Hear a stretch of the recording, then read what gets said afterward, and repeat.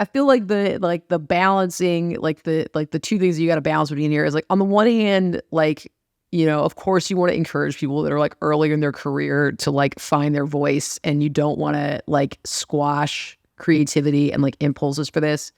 On the other hand, shut the fuck up. We work in an industry that has way too many fucking like talking heads, and I 100% appreciate the irony of me using whatever our fucking platform is like to say this thing.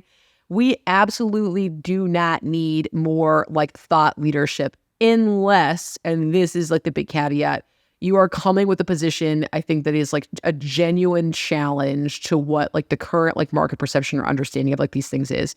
If you are like the person who's going to say for the millionth time, AI is going to change our world, shut the fuck up. No, you don't need to say that. You just don't need to say it. Like the other quote by Ludwig Wittgenstein, about that which we cannot speak, we must remain silent. Boom. There we go. There's two pretentious quotes for one. If you don't know what you're talking about, shut up. If you're not saying anything like new or interesting, like shut up. And I realize that I violate those like that advice all the fucking time. So I don't know, like don't listen to me.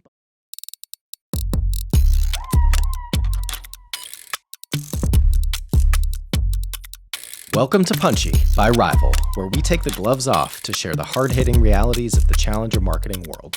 Each week, we answer your burning questions, cut through the BS, and tell you what you need to know about the world of marketing to grow your brand, business, and career. All right, we are live with another episode of Punchy. Very excited to have Amanda Natividad here. She heads up marketing over at SparkToro, where she is the VP of marketing.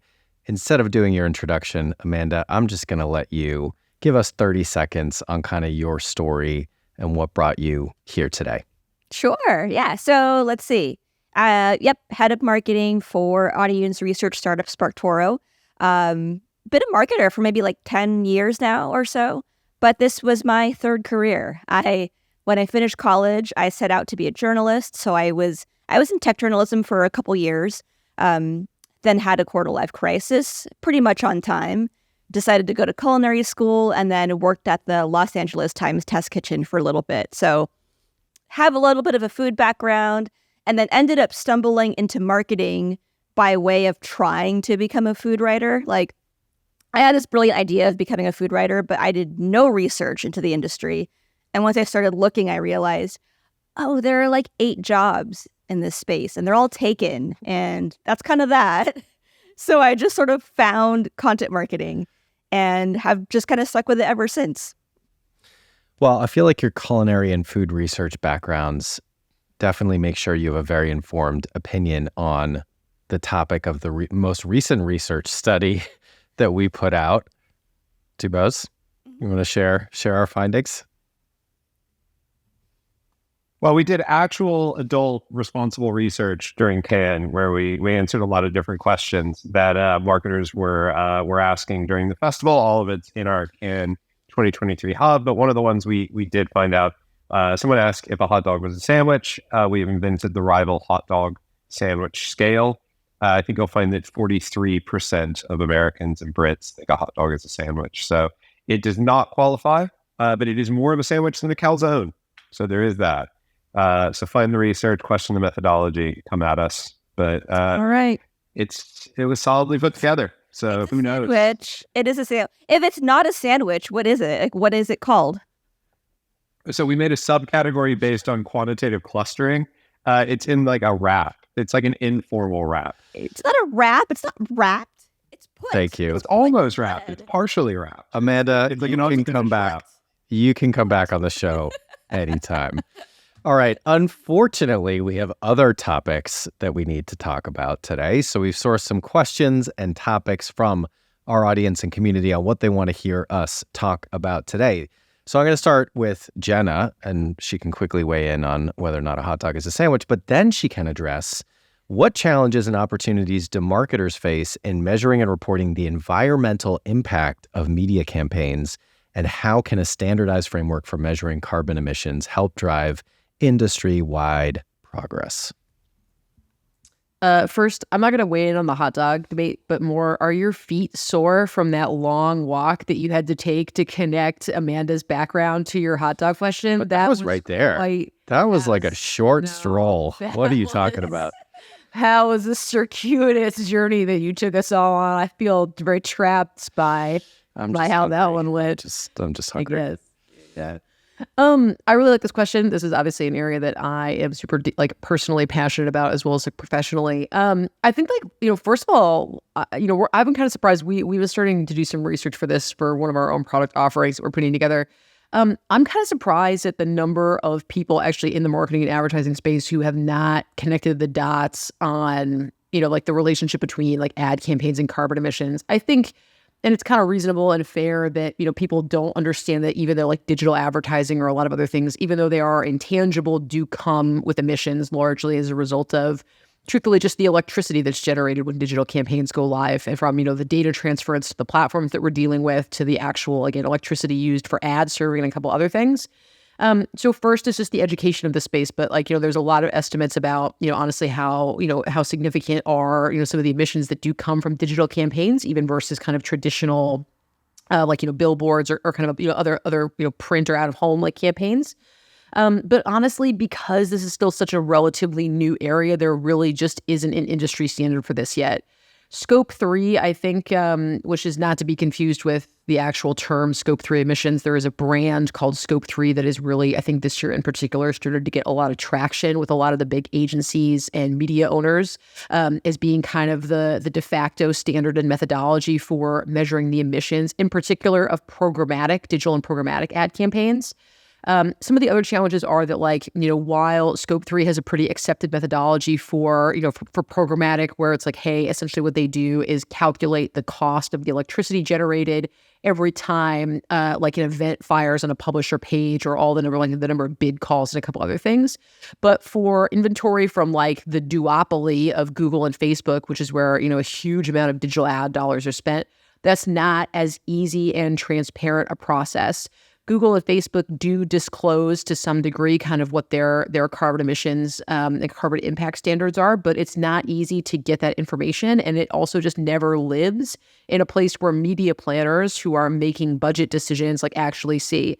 When I sit down and plan a campaign, it's just not industry standard yet for me to say all right, this is what it's going to cost me in dollars and cents, but this is also what it's going to cost me in expected carbon emissions. There are a couple agencies and groups, like I say, that are starting to change this. We are seeing, I think, Jellyfish just announced at Cannes that they're starting to actually report this in their QBRs and a couple other places. I think Essence, also of WPP, is really making a lot of strides in this. But really, it's just, this is so new. There's both the awareness problem as well as, again, there's just not a lot of the same tools that we have for things like viewability or kind of whatever else. But honestly, since carbon, I think, is a pretty fucking great proxy for the amount of waste that you're actually generating in your media buys, I think it's going to be really interesting as this starts to become a little bit more prominent. But I would definitely check out Scope 3 for their kind of methodology for this. And yeah, kind of what some of those larger agencies and resources are starting to do when it comes to reporting and understanding this. So Dubose, I'd love to get your perspective, because obviously we've put out a decent amount of research around brand purpose recently. And as organizations, as brands start to consider this and implement this, how does this fit into, I guess, kind of brand purpose and a brand being representative and pushing for positive change? How much of this should be communicated versus it needing to kind of be something that you just do, but isn't part of what you communicate to the market? I think it's an interesting consideration that when we talk about things like brand purpose, consumers say it's important, but logistical factors are always going to be more important. Things like price, product, the factors that actually directly create value, and then purpose is almost a value multiplier. I think when we talk about something like the emissions of advertising, it's interesting because when we did the purpose research, we found that consumers tend to look for things that directly impact their life as purposes that they would be more open to almost engaging with in a shared way with brands, whereas there's others that were much more seen as a brand's responsibility, kind of operating causes, fairness in pay, kind of things where you go, just get your house in order. That's not something I'm going to engage with. It's something I expect you to engage with. And I think it's interesting that we don't really know where advertising's emissions is going to fall yet. it could be seen as something where it goes, well, as an advertiser, you need to do this. So it's a responsibility to go from net negative to neutral when it comes from perception. Or it could be something that's seen as bundled within sustainability and climate change, which is, a cause that both consumers and brands have gone, this is something that matters to both of us. And it's the closest thing that passes as a shared cause. So I think it's interesting, is it seen as a responsibility or not? It's also intriguing because we know it's not going to be the silver bullet short term, oh my God, your advertising is more sustainable, I'm going to buy more of your product. But it is an investment in growing brand equity and relationship in a way that can help differentiate you. I think the only other thing I would point out is during the can research we did, aside from the hot dog question, one of the other things we did look at was actually awareness of advertising's emissions versus other factors in people's daily lives. And I think one of the intriguing things there is about 27% of consumers in the US and the UK said that they think the emissions from advertising are important and very important on their carbon footprint, on things around them that start to kind of create emissions. About 65% of marketers in both countries said the same thing. So as usual, we have a bit of a gap that's interesting, where marketing is definitely more engaged with this than consumers are. And I think that doesn't discourage us from engaging with it. It just means we recognize that this is not some kind of shared purpose where we're meeting a need consumers are clamoring for. It's going to be one that's going to require a bit of education and a bit of understanding to start to bring consumers along on that journey to, as Jenna mentioned, really understand the current carbon footprint and the need to have a cleaner advertising.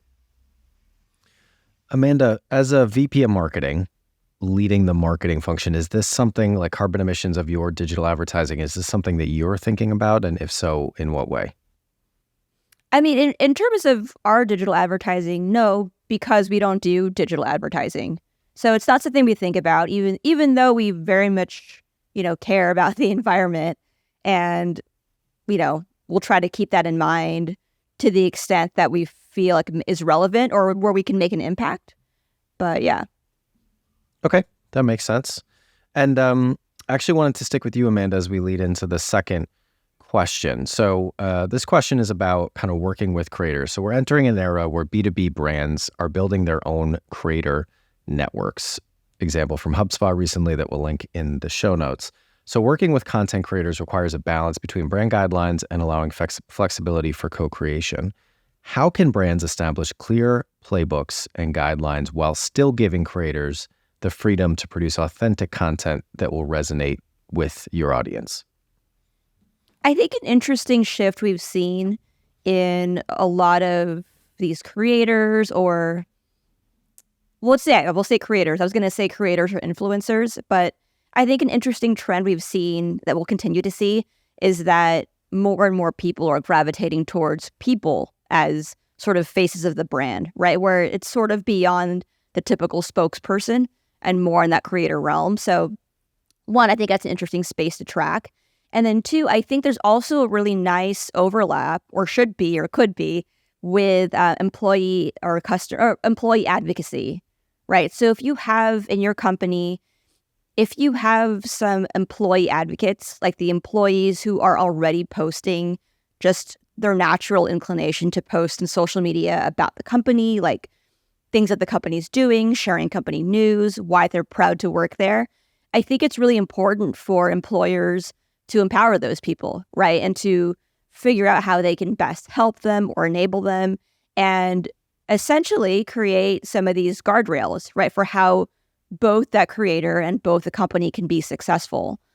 One way that I think about this is, well, one, I think these creators or employee advocates should have like full realm, right? I think where if any employer tries to rein it in with like, let us know what you're going to post, we want to review your copy before you post it, like that's already going to be a recipe for disaster. Because a lot of this stuff, like, it's successful because it's so authentic and people post it when they think about it, when something's top of mind, when there's something might be happening in like the LinkedIn or the Twitter zeitgeist that it's the right timing for them to come in with a certain thought. Like, nobody has time to wait for HR and legal to approve that. Like, no, like that needs to just get out there. So one, I think employers should just let creators fly with this, but also it's worth considering how they collaborate or just kind of establish that sort of common ground up front with respect to philosophy, right? So like truly aligning on what the core values are, core values at the company, making sure that everybody's aligned there so that ultimately, as that creator is posting, there aren't any major surprises, right? I don't think an employer needs to know the nitty gritty of what any employee is going to say in any given day, but they're going to want to be overall philosophically aligned or overall make sure that or be comfortable with knowing that what that employee is posting conveys the company's core values. So setting the expectations and potentially even kind of loose guidelines up front, but then letting them actually go to market. I think so. I mean, there might also, I guess maybe I would add where there can be more black and white, like hard and fast rules, is if there are competitor implications to consider. Sure. Like maybe if that creator employee is starting to get sponsorships, right, from other brands. I think it's fair for an employer and an employee to have a discussion over like, all right, what's competitive here? Like, you know, if it's an employee at Lyft, obviously they can't have Uber as a sponsor, right? Like that one is pretty cut and dried, right? But like there might be other companies where it's not as clear. And I do think it's fair for that to be outlined more specifically up front. Jenna, you love influencer marketing.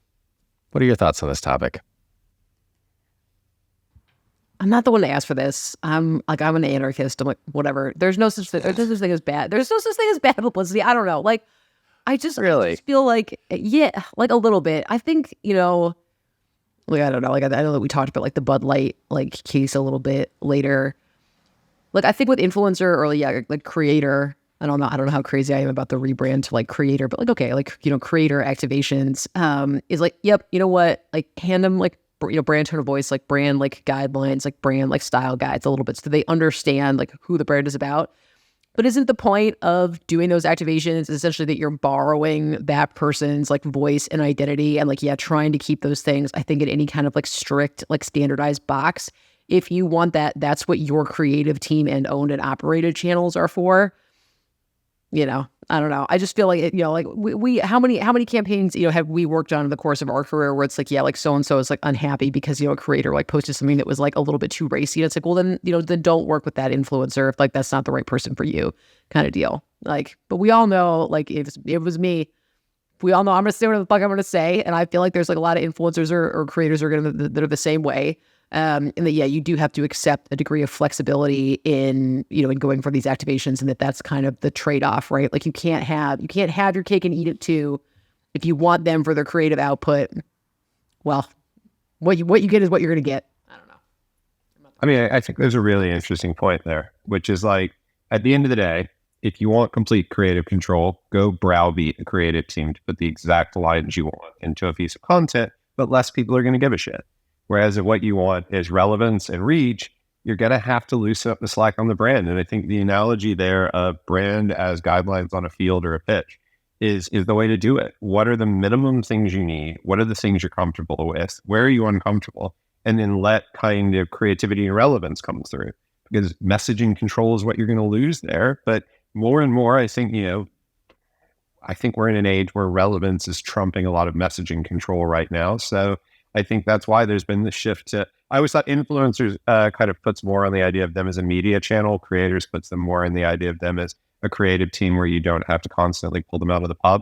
So I think there's probably that sense that, you know, we've shifted more to the relevance of messaging coming from this channel right now. And I think it may swing back at some point, but brief accordingly if you want value out of that.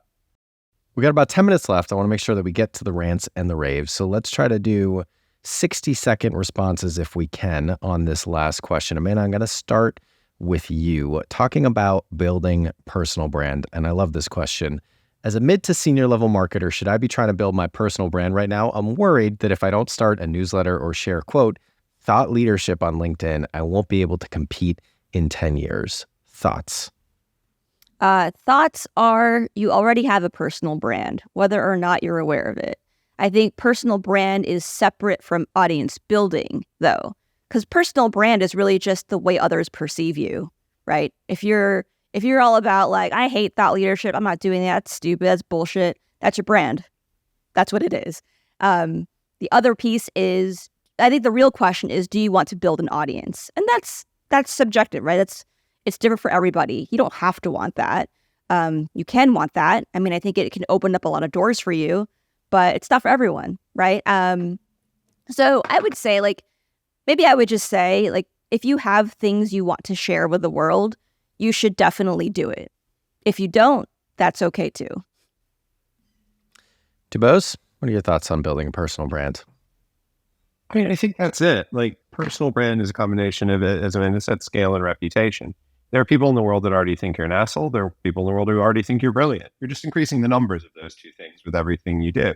And I think at the end of the day, the one thing that's probably the worst possible thing to do is to speak only in cliches for this entire episode. Is, you can, you can open your mouth and remove any evidence of doubt that you're an idiot or not. I forget the actual quote, but it was that idea that saying something just for the sake of saying it is going to be quite dangerous when it comes to thought leadership and generation. It's the same way when you chat to brands. You go, if you have something to say that provides value, advertise. If you don't, you're not going to get as much out of it. I think it's the same here. Figuring out where you add value, figuring out what you consider smart, interesting, useful, gets people to perceive you as you perceive yourself is the value. Just churning stuff out for the sake of churning it out does the opposite. And I think to the no publicity is bad publicity thing, we didn't get to Bud Light, but I think there's some conversations around whether or not that might be true.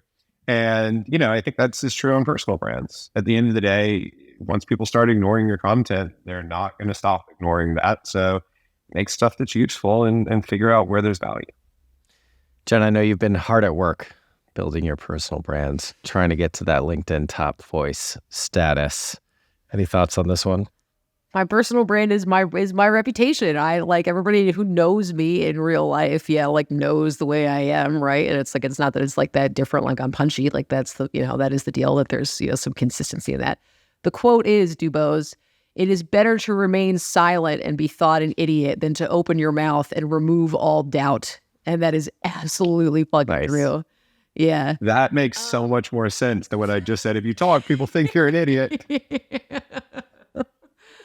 I don't know. I feel like the balancing, the two things you got to balance between here is, like, on the one hand, of course you want to encourage people that are like early in their career to like find their voice, and you don't want to like squash creativity and like impulses for this.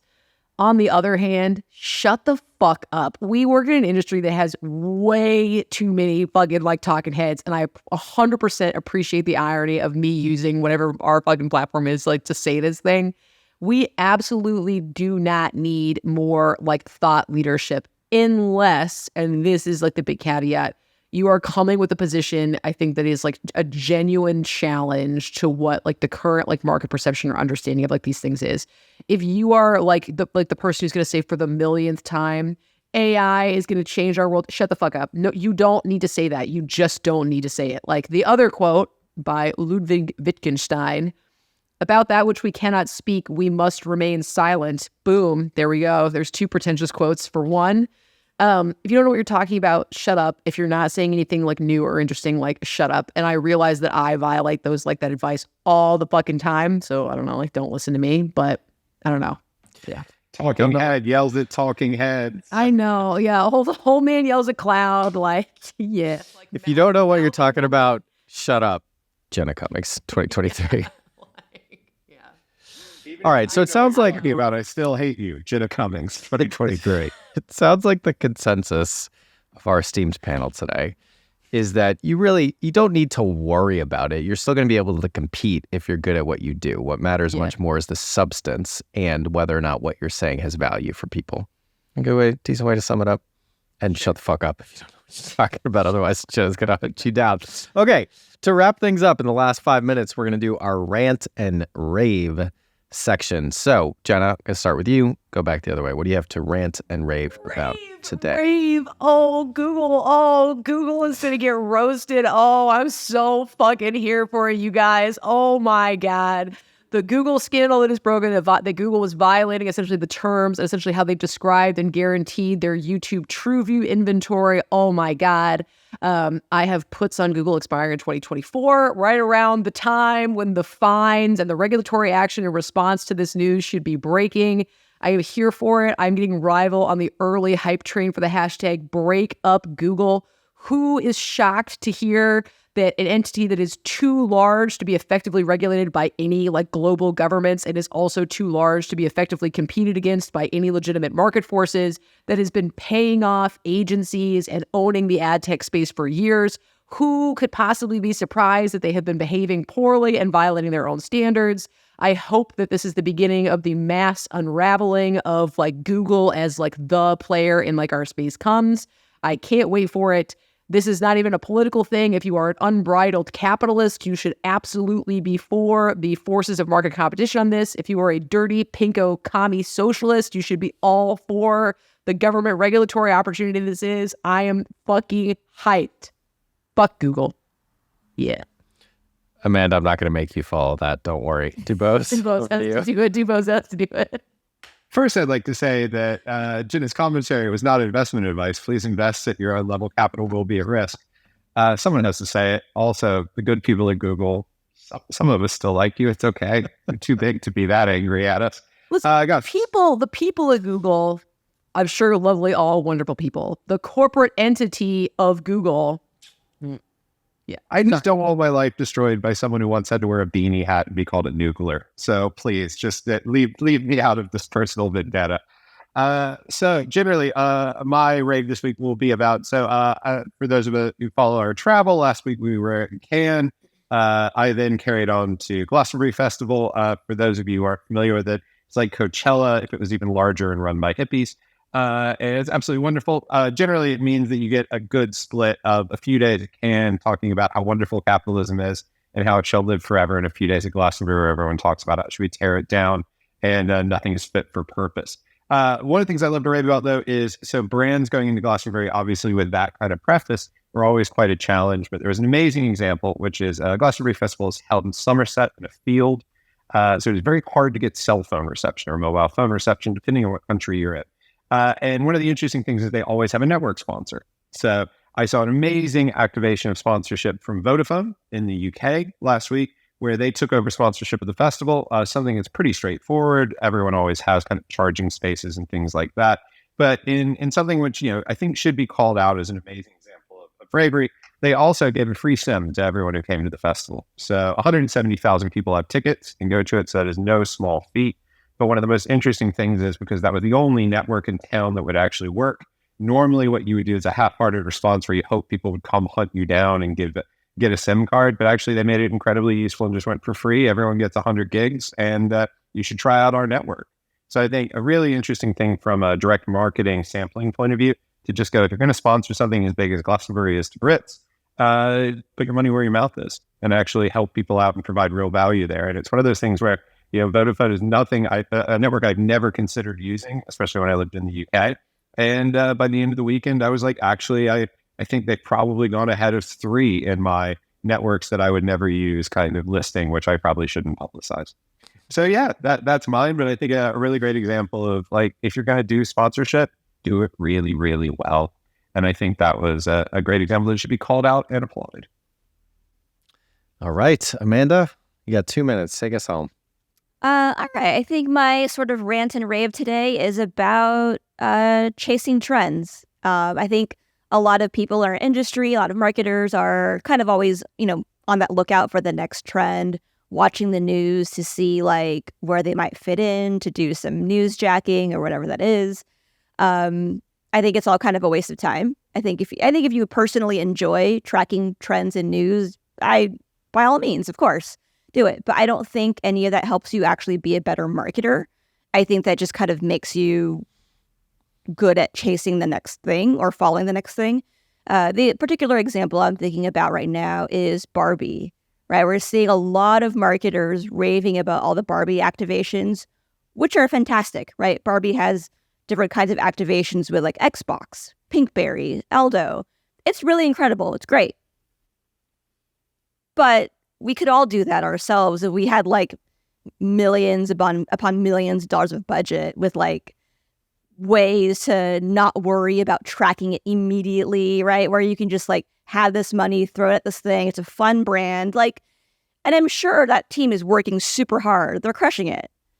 But I also just think, who cares? I don't think the average marketer has anything to learn from any of that. I think it's fun, but I also don't think it's useful to keep track of. All right. I'm jealous of that team because it's like, I mean, again, to your point, I'm sure that they're working really, really hard. Yeah. But it is kind of like cotton candy and a little bit of like, oh, damn, like what a great opportunity and how much fun must that be? But yeah. Totally. No shade to them, right? It's just Absolutely not. They're crushing it. Yeah. So jealous. Looks Yeah. so fun. Yeah. It's just like there's nothing to be learned for the rest of us. It's just Yeah. cool. They can do their thing. I'm just going to go back and do my job. Yeah. All right. We are still right on time. Amanda, we're going to let you go. Thank you so much for joining us. Thank you for having me. This is fun.